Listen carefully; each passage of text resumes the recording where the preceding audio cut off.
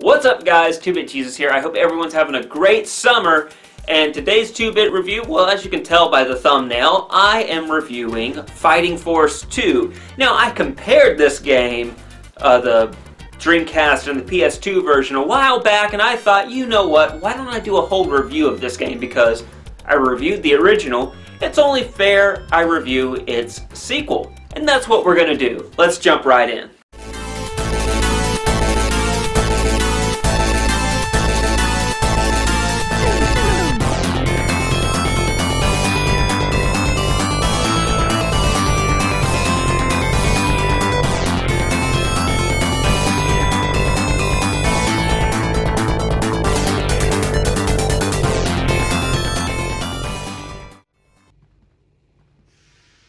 Fighting Force 2 is a beat-em-up shooter platformer developed by Core Design and published by Eidos. It was released for the holiday season of 1999 for the PlayStation and Sega Dreamcast.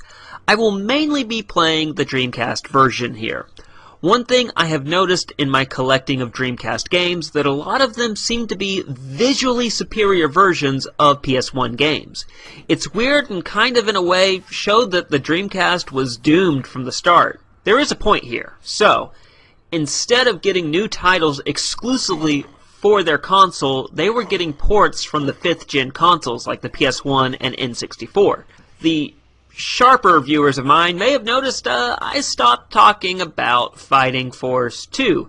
That's because there are no more tidbits I have for this game, and I was just trying to fill some time up because I don't want to shortchange you guys on this section of my reviews. With that out of the way, let's review Fighting Force 2. Oh, how far we have fallen, and to think that the first title wasn't that high in our rankings to begin with.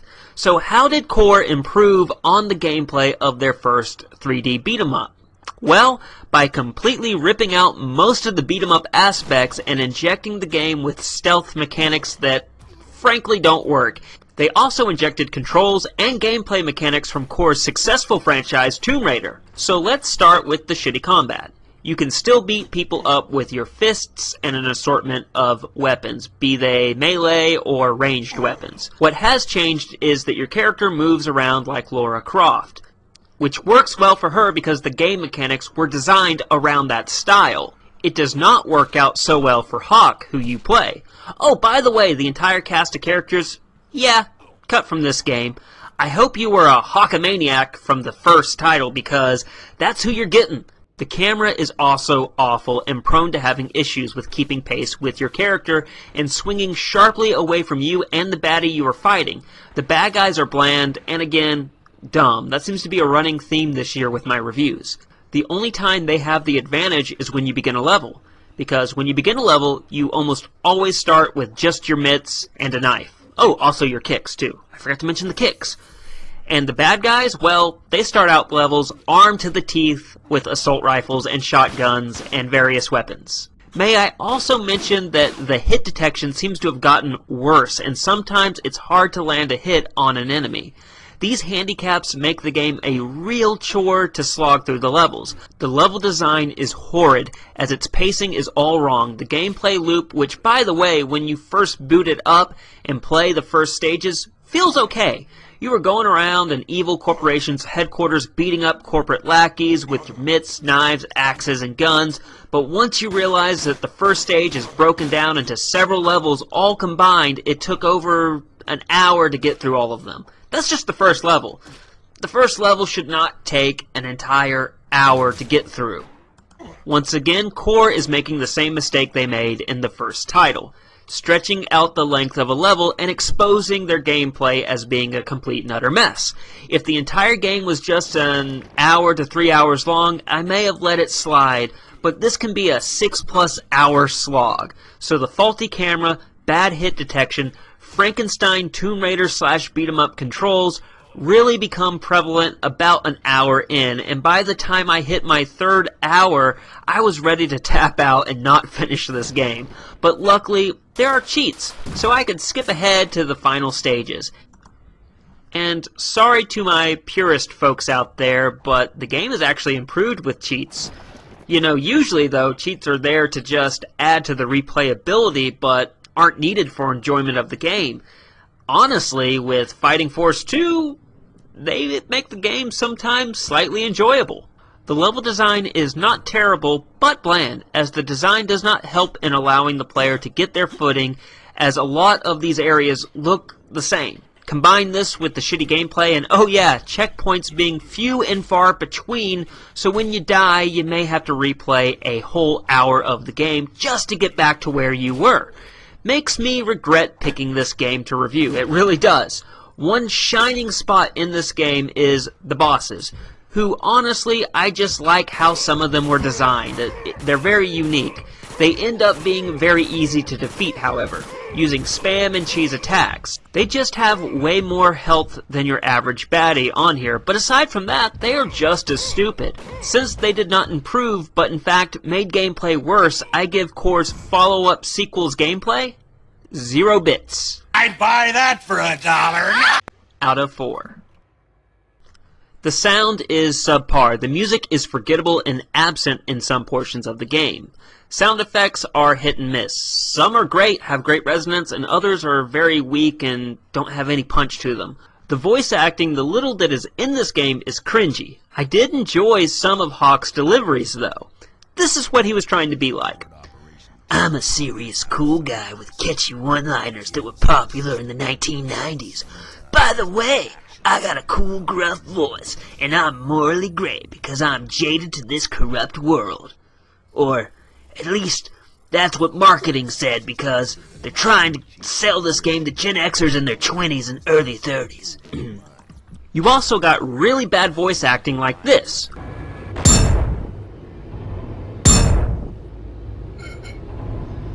Hey, what are you doing here? Man, a guy just can't get no peace and quiet around here.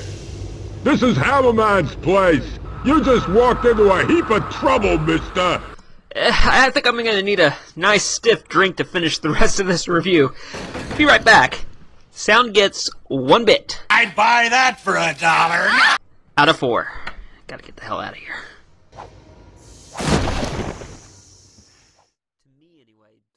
On the PlayStation, this game looks decent, but on the Dreamcast, I expected much more. Sure, the textures and 3D models are bigger and more detailed than its PS1 little brother, but visually it is the same game, just slightly improved. You get a big, nice CG video in the beginning introducing you to the main character and his world, but when you jump into the gameplay, holy shit do things change. I mean, Hawk looks nothing like his CG video counterpart, or even his Fighting Force 1 self. It almost seems like they slapped the Fighting Force franchise on top of this game, just hoping to move units as the original concept and characters shit the bed. The story and characters are trying to be like Metal Gear Solid. Kinda like Batman Dark Tomorrow, right? But without the work of, developing and building up the characters. Hey, as a matter of fact, this is Fighting Force 2, right? So where are the other main characters? Mace? Alana? Smasher? Guess what? They're not even mentioned in this game. Our big baddie and drug lord Dr. Zing, who was teased to have escaped at the end of Fighting Force 1, is also not mentioned at all. Hawk seems to have said, bump those fools, I'm going solo, and I will be super cool like that snake guy on Metal Gear Solid. But he wasn't. The game is set in the not-so-distant future. Human cloning has become a reality, but has been banned by international treaty. The Nakamichi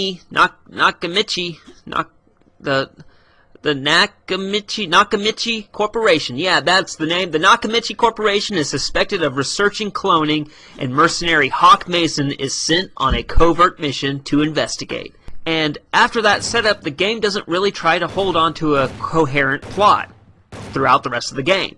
Each mission doesn't feel connected to the others. Yes, Hawk is taking down this evil corporation, but you aren't given any motivation or explanation as to why Mission A or B are connected. Instead, it seems that they just wanted to create exotic locales and strange bosses to fight, which, as I said, are memorable.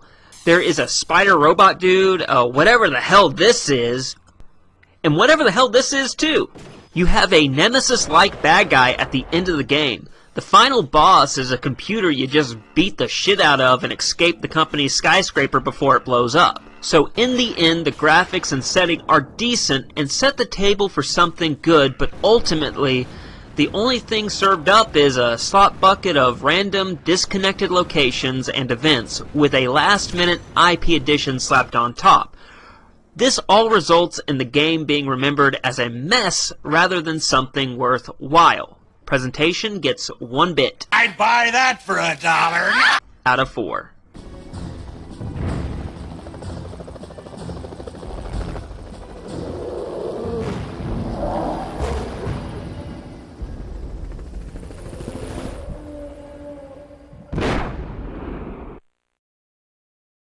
So I already knew before I even started this review, because when I compared this game, I played quite a bit of it. And I already knew then that I wasn't going to like it.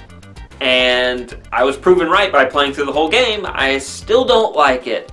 It's pretty bad. I didn't think that the bar could be lowered from where Fighting Force 1 was, but hey, they did it. So my final verdict for Fighting Force 2 on the Dreamcast is a recommended pass, and honestly run away for the casual and hardcore collector of the Dreamcast. Now, if you're wanting to be an upstanding modern citizen in our society and you want to purchase this title so you can destroy it and keep it away from the innocent who don't have to play a bad game, so for around $8 to $10 depending on condition, you can do this. You can purchase this game, take it off the market, hide it away or destroy it, so some innocent gamer doesn't have to pick it up and go through the trials and tribulations that I went through playing this game. So, with that said, Fighting Force 2 is in the books. I hope you guys enjoyed it. Hit that like button, hit the subscribe button, and ding the bell. That way you don't have to miss a thing. I will see you guys on the next review. As always, stay safe and play on.